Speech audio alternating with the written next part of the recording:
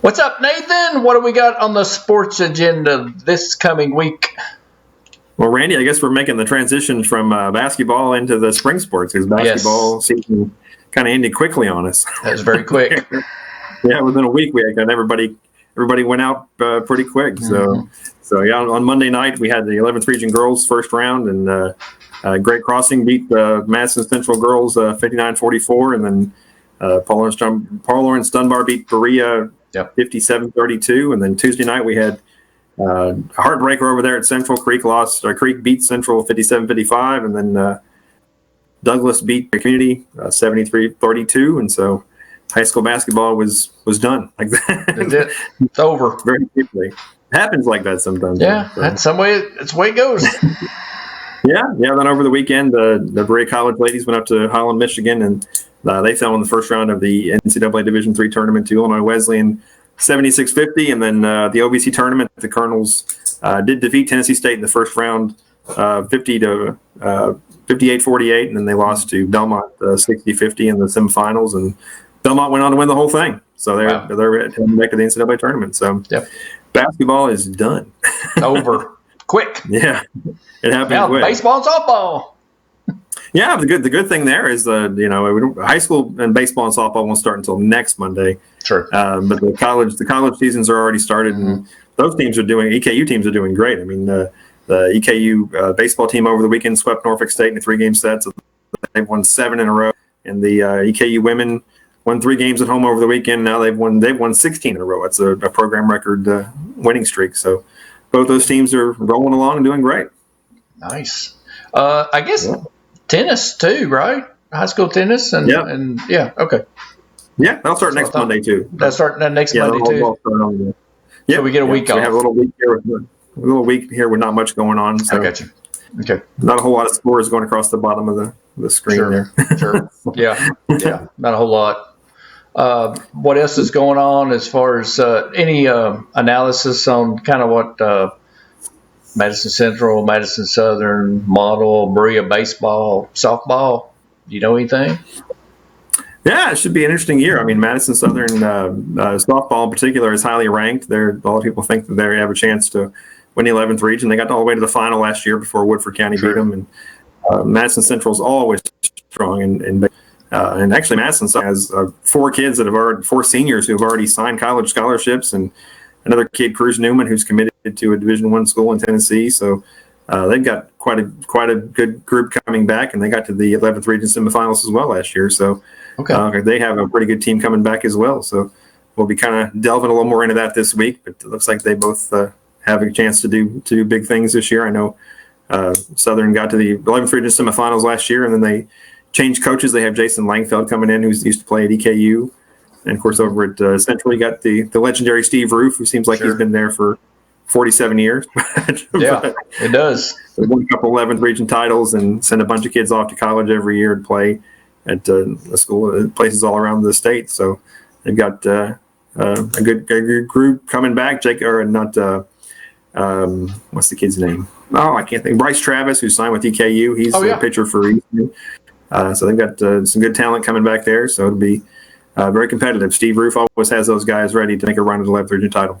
Yeah, that's true. That's absolutely. I'm trying to think of, any fall. I mean, the spring. They don't have spring golf, do they? No. Do they play in? Okay. That's fall sport. They did that back in the fall and have the state championship, I think, in October. That's one of the first sports to go off in the fall. It actually starts before any of the other sports. The high school golf teams will play most of their schedule before the actual school year actually starts. So yeah, that's what I was thinking. Right.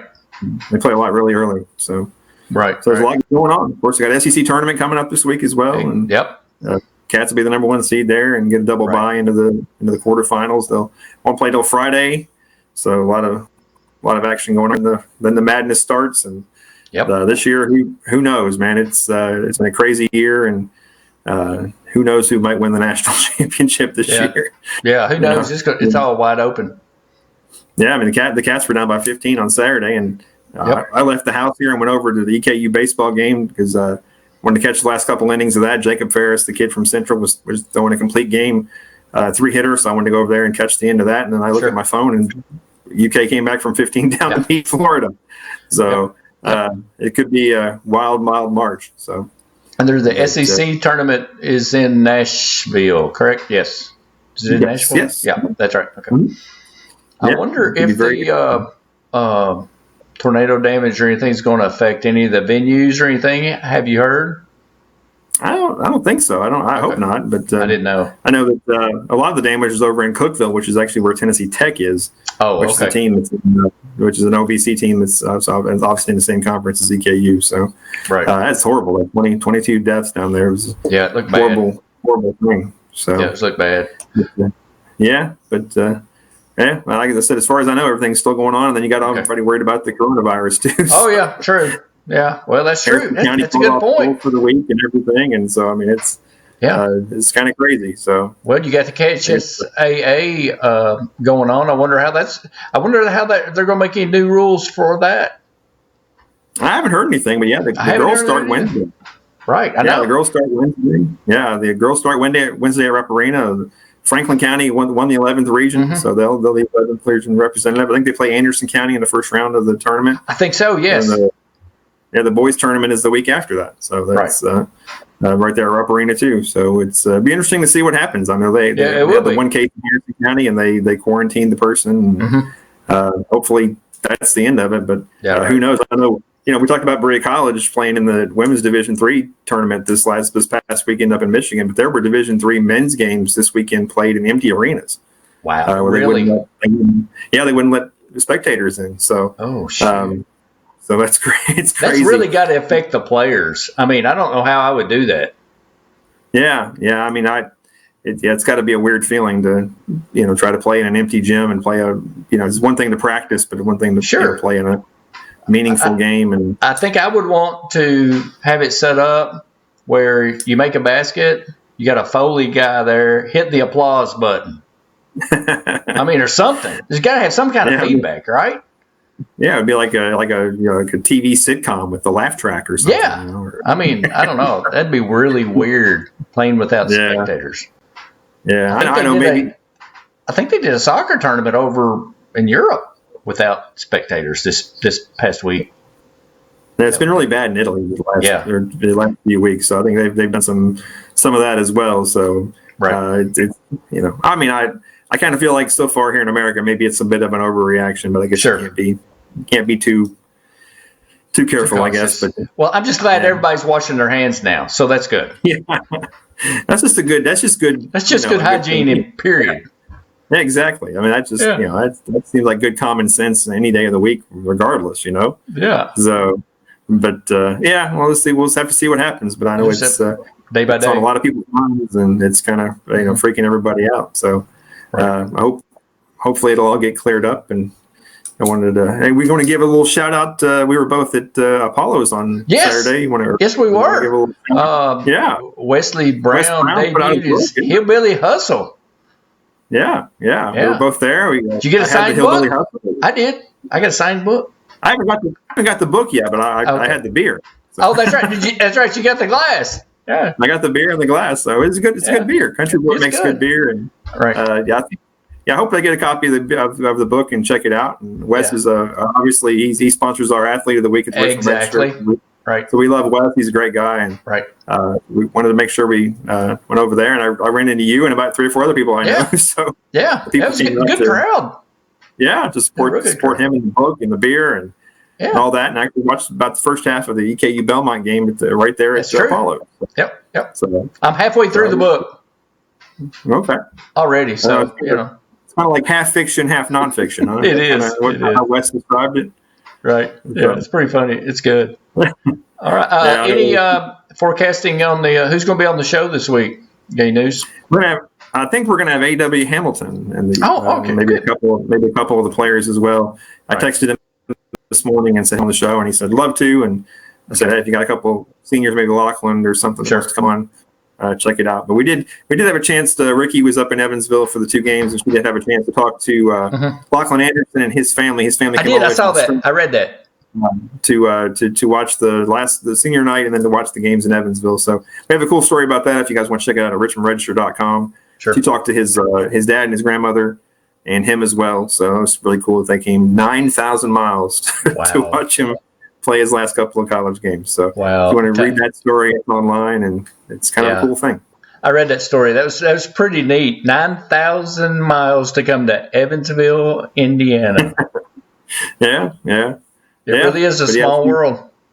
Yeah, and his mom actually tweeted at us. We tweeted out the link, and she tweeted back at us and said it was worth every mile. Put a little heart emoji. Nice. Oh, sweet. So very cool.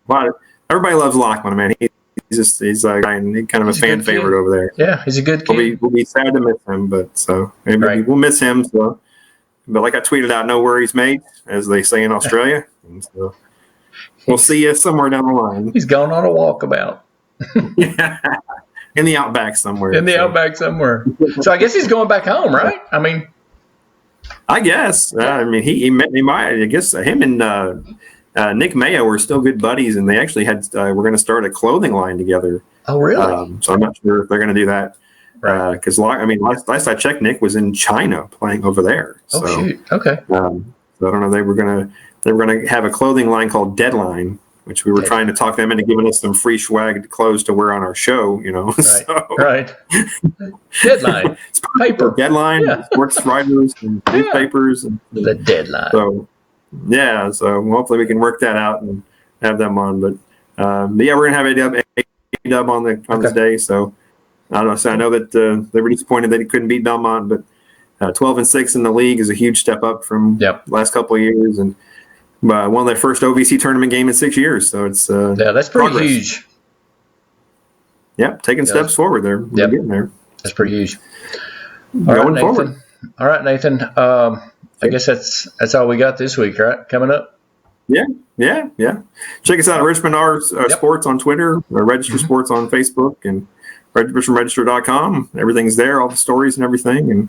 And check us out, and we'll keep you informed as best we can. We were at I was at EKU baseball Friday and Saturday. I was at EKU softball today. We try to get to as much stuff as we can and get it out there to you as fast as we can. So, and of course, the Richmond Sports Show on Thursday nights, 9:00. Mm-hmm. So we got another sponsor. We're always taking sponsors. So so North Lucky Pressure Washing came on last week. And so if you want to, come on board. And it gets tons of views. I know across several different platforms, it gets thousands and thousands of views every week. And we get mostly positive reviews. I know we live in a world full of negativity, so there's always somebody out there that got something negative to say. But for the most part, I've only seen positive feedback from people. They say they enjoy it, so we appreciate that, and we appreciate anybody that watches it. So I appreciate you guys playing on Madison County Live too, as well. No problem. On your forums and sharing it out there. So the more the merrier. Yeah, I think Colleen and I talked about it on Madison County Live. We want to have AW on. We want to do a cooking segment. We think you'd be a good cook. I don't know. We could try. We could try. I think it'd be fun. What's your favorite dish, AW? Why not? He's not know. He seems like a healthy guy. He's real skinny. So maybe I know. Like pasta and salad. It'd be healthy stuff. That'd be fun. Yeah, he's not a guy like me. So he's probably into vegetables and stuff and hummus and. Hey, I like hummus. Yeah, I like pizza and beer. So. I couldn't tell. All right, man. I'll see you this week. All right. Thanks for joining us. Take care of the dogs. Thanks for having me on. All right, see you, buddy.